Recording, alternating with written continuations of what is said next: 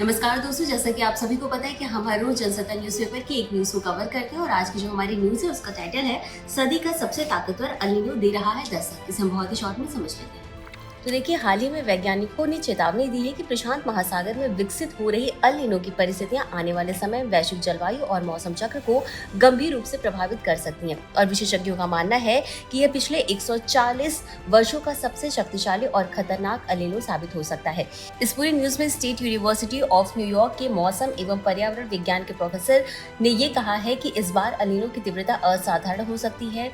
वहीं विश्व मौसम विज्ञान संगठन का भी मानना है कि अल नीनो की परिस्थितियां तेजी से विकसित हो रही हैं और इनका प्रभाव कम से कम सर्दियों तक बना रह सकता है। आपको बता दें कि अल नीनो एक प्राकृतिक चक्र है जो सामान्यतः हर 2 से 7 वर्ष के बीच उभरता है और इसकी शुरुआत तब होती है जब उष्णकटिबंधीय प्रशांत महासागर के ऊपर चलने वाली पूर्वी हवाएं, जिन्हें की ट्रेड विंड्स कहा जाता है, कमजोर पड़ जाती हैं। इसके कारण प्रशांत महासागर में गर्म पानी का असमान संचय होने लगता है, जिसका प्रभाव केवल समुद्र तक सीमित नहीं रहता बल्कि पूरी दुनिया के मौसम को प्रभावित करता है।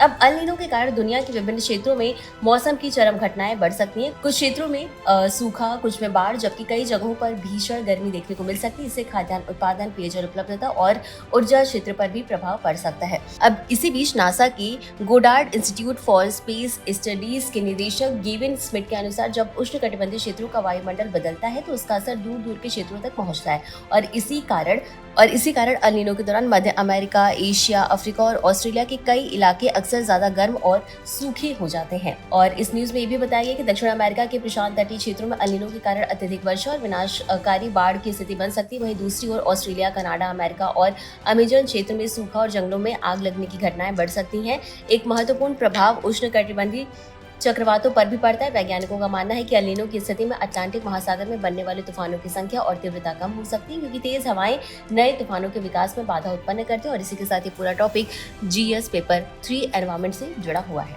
तो आज के लिए बस इतना ही। धन्यवाद।